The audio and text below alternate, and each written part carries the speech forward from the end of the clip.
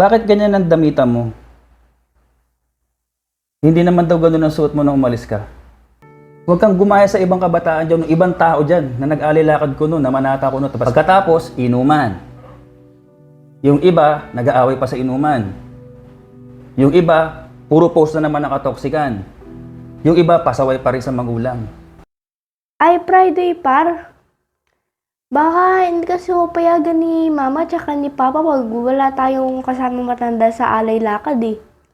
Ay, kasama ba lahat ng tropa, par? Ayos, masaya yan. Sige, sabihin ko na lang sa kanila na kasama natin yung coach natin sa volleyball para makasama ako. Sige, par. Dadahin ko din yung pamporma ko. Hindi ko kasi pwede suotin. Baka makalata sila mama tsaka sila papa eh. Ang gagawin ko, ilalagay ko na lang muna sa labas. Tapos dadaanan ko sa Friday pagpaalis na ako. Bale, doon na lang ako magbibihis sa inyo ha.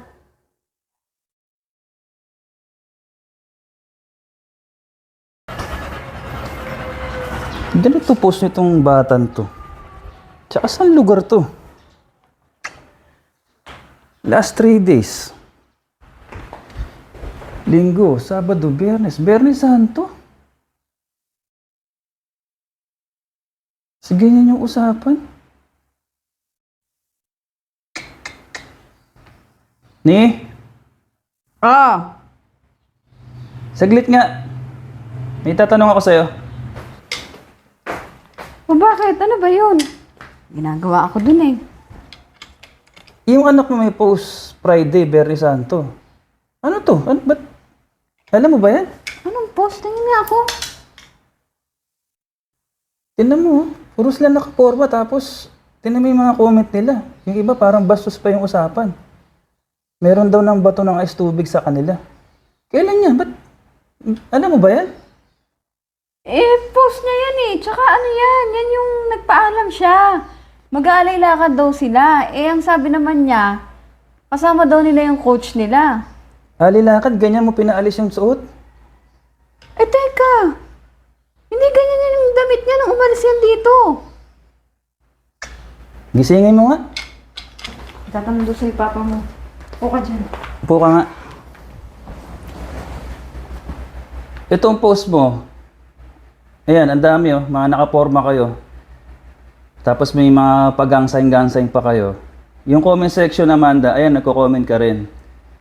Okay? Meron pa sa inyo ng bato ng ice tubig. Tapos nagtatawanan kayo. Itong isang to, tingnan mo, halos magmura na sa comment section. No? Kailan to? Nung Biyernes po. Biyernes Santo. Anong paalam mo sa mama mo? Mag-aalay lakad po. Kasama po yung coach po namin sa volleyball. Asan dito yung coach nyo? Ba't wala? So, ibig sabihin, hindi kasama, di ba? Tama ako, mali? Tama po. Okay? Ako, Amanda, tumanda na ako ng ganito. Mas marami akong kalokohan ginawa sa'yo. Kaya alam ko na yung mga palusot na ganyan. Kung ako nandito nung oras na to, hindi kita papayagan. Bakit ganyan ang damitan mo? Hindi naman daw ganun ang suot mo nung umalis ka.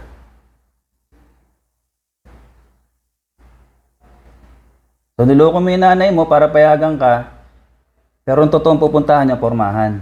Hindi po, Papa. Alay lakad po talaga yan. May mga picture po kami sa simbahan. Ito. Oh. Di ba sinabihan kita noong nakaraang taon? Ano ang tamang panonood pagka magsisimba? Di ba sinita na kita na nung mga araw din na nagpapaalam ka magsimbang gabi na yung pormahan mo, hindi Christmas party ang pupuntahan nyo. At kung gagamitin mo ang simbahan o ang Diyos, dapat yung totoo. Ha? Biyernes Santo mismo, Amanda. Sagradong araw yan ng mga Kristiyano. Okay? Ginawa nyo na namang Christmas party.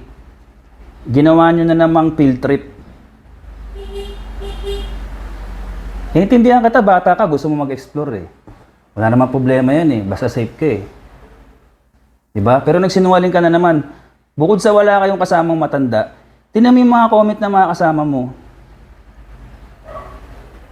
Pag sinabing namamanata, Amanda, nire-respetong araw yan. Yan yung araw na inilaan ng Diyos sa atin yung buhay niya. Yan yung araw na dapat ma-realize natin kung ano yung mga sinakripisyo niya para sa atin lahat ng mga tao ngayon. Tsaka bakit hindi ko nakita yung post na yan? Siguro nakahide sa akin yan, no? Ano pa nga ba? Kasi nakakainain naman di mag-post.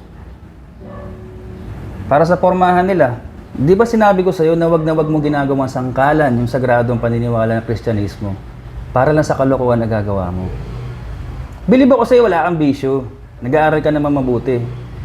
Pero yung maliit, 1, 2, 3 pagsisinungaling mo, pag pinabayaan ko yung pinabayaan, Amanda, lalaki ulo mo. Kung nagsabi ka na lang ng totoo na, Papa, gusto kong makisama sa mga tropa ko, gusto ko experience. Baka payagan pa kita eh. Baka kinausap ko pa yung mga tropa mo. Hindi ko inuusgahan yung mga magulang nila na hindi sila ginagabayan. Kasi ikaw nga, ginagabayan ka namin, lumulusot ka eh. Biro mo, umalis ka rito nang hindi ganun yung damit mo, tapos sa picture, ganun pala yung damitan mo. Sagradong araw ang mahal na araw. Huwag kang gumaya sa ibang kabataan dyan, ibang tao dyan na nag-alilakad ko noon, na manata ko noon. Pagkatapos, inuman. Yung iba, nag-aaway pa sa inuman. Yung iba, puro post na naman nakatoksikan. Yung iba, pasaway pa rin sa magulang. Pasalamat ka, hindi ko ginagawa sa'yo kung ano yung ginawa sa akin ng nanay tatay ko dati. Grabe akong paluin, yung walis tambo, bali dito, yung botas, sinipa sa mukha ko para lang makinig ako. Ayaw na ayaw ko gawin sa'yo, Amanda, kasi bukod sa babae ka, alam ko kasing masakit sa pisikal kumpara sa masakit sa pananalita. Parehong lumalata yan. Pero ayaw kong gawin sa'yo. Foul ka na sa akin nung simbang gabi. Foul ka na naman ngayong mahal na araw. Gusto mo ba yung isang foul na natitira? Kamay na bakal yung gamitin ko para sumunod ka? Hindi po, Papa. Sana bigyan niyo pa po ako ng last chance. Hindi na po mauulit. Last chance, Amanda, ha? Kasi hindi na namin alam kung saan ka dadalhin, eh. Pag mataas na boses, masakit, di ba? Pag malumanay na boses, masakit pa rin. Hindi naman kasi pwedeng lagi kang tama sa ginagawa mo.